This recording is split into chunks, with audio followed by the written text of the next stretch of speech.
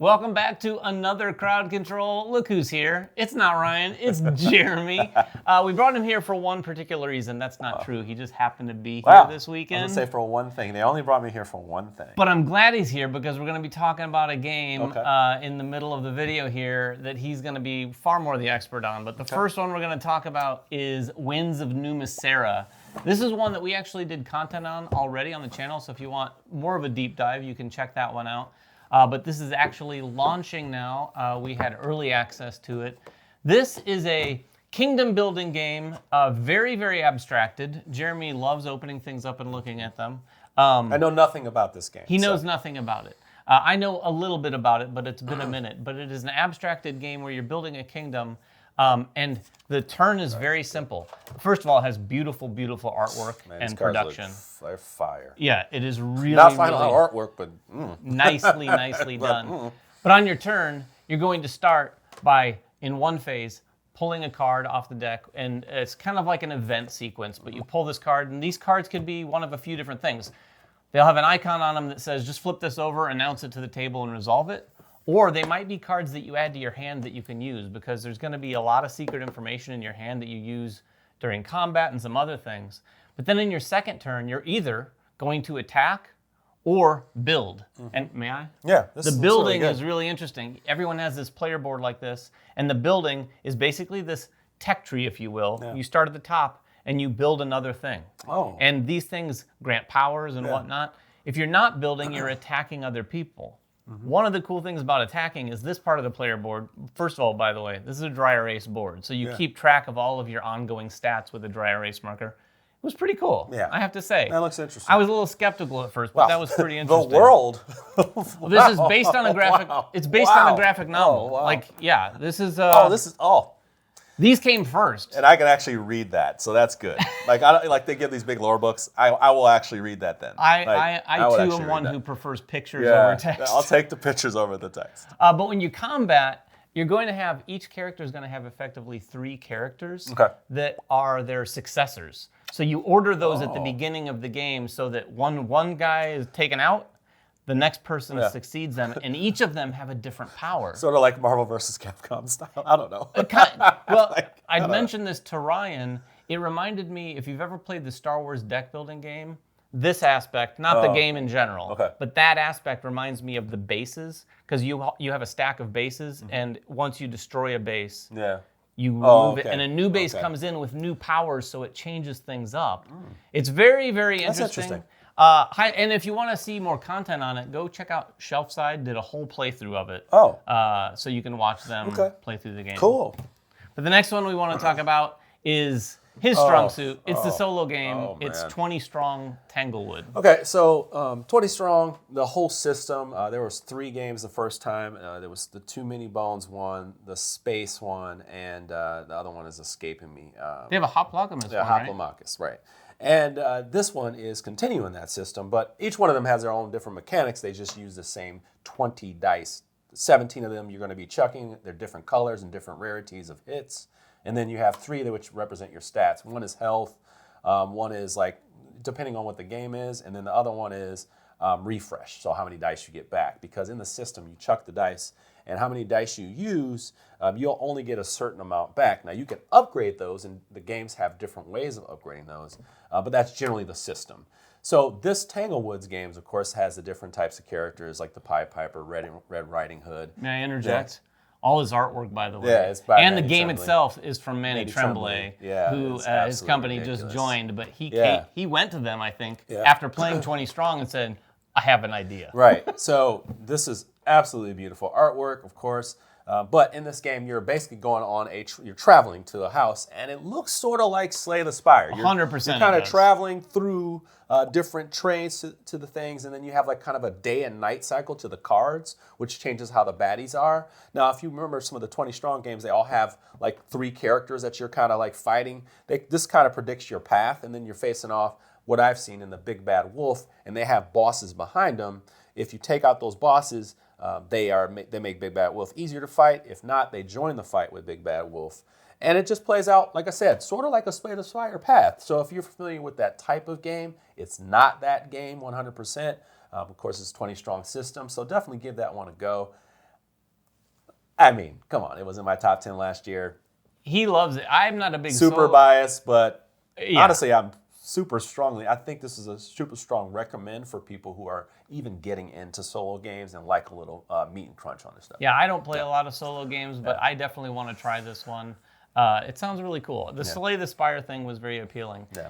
The next one, I think it probably has a solo mode, but this is a big, giant, heavy Euro.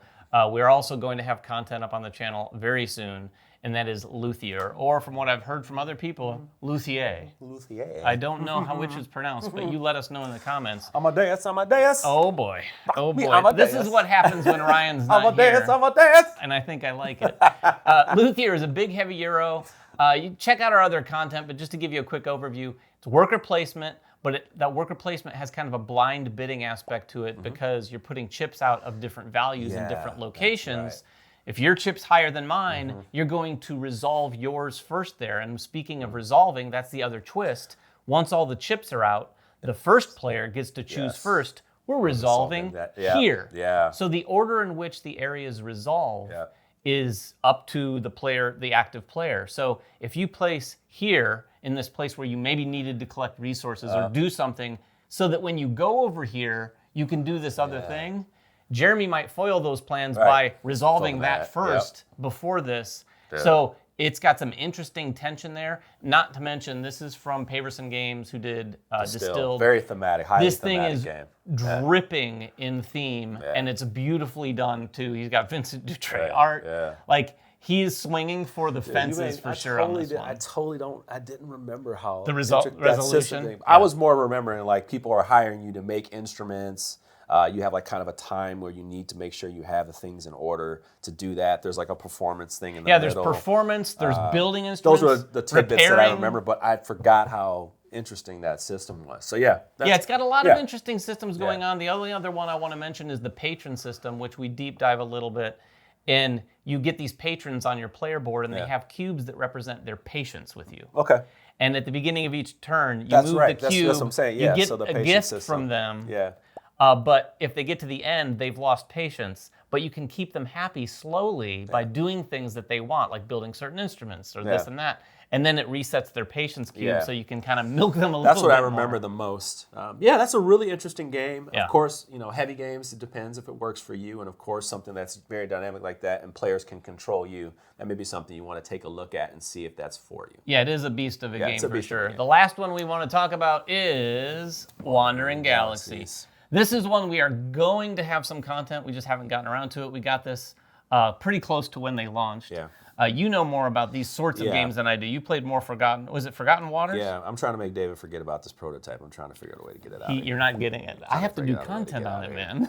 Anyway, I'm just looking at it right now. I'm like, you and me. It looks like adorable. You and me make a perfect team. It looks like adorable Mass Effect. So this is the thing. It does look like sort of Mass Effect, but it also looks like Forgotten Realms, Forgotten Waters, which is a game that I liked several years ago, and also mixed with a couple different games that they've. Well, Freelancer too. Yeah, so like really Freelancers, a couple games they've done post then. But yeah, when I see this game, I just can't think of the last game with the different animals. But what I think about when I think about this game is the app that's in it. Okay, they don't. It looks like they don't have to require an app this time. They do have a book where you can read, but they also have an app. And if you are into apps or even lightly, just for the narration is getting better in apps. And I at least go for that now. Like I used to not be warm with that because it used to be bad, but now the voice acting is really good, and they did really great voice acting for their previous game. So I rock with that, which keeps me in the game. Yeah. So without playing that, I'm very interested because the theme and the artwork look great. But I know that their gameplay is even getting better with these type of cooperative type games. This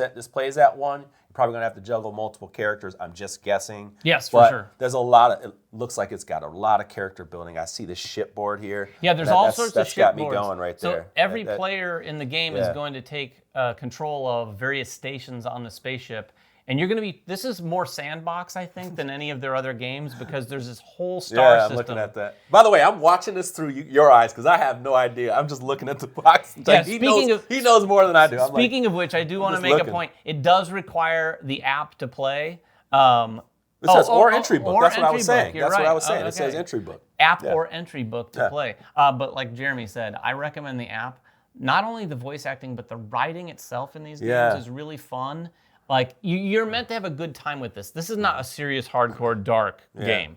Like, for instance, the tagline on the back of the box, go anywhere, do anything, ruin everything. Yeah, I know. You know, it's got a sense of humor for sure. You remember, I'm going to dig do you into remember Bucky O'Hare when we were kids? You Oh my remember? gosh. Mutants and aliens and toads beware. Anyway. Ryan, cuts. Jeremy's been bringing the deep cuts. Deep He cuts. brought up bulletproof monk earlier Does today. anybody remember Captain Bucky O'Hare? Like it was on Sundays, like right after like Oh, a cartoon? robotics, Bigfoot. Oh, I remember Yeah. a video game called Bucky O'Hare. You don't remember? Oh, let's croak us some toads, Oh my baby. We got to gosh. show you the Oh trailer my after gosh. that. All right, anyway. Before we get completely off the rails, that is all we have for this week's Crowd Control. Let us know if you have any questions in the comments below. We'll get down there and answer whatever we can. Until next time, go check out Bucky O'Hare. Yeah, we'll be back in 2 and 2. But have fun at the table, and we'll see you then.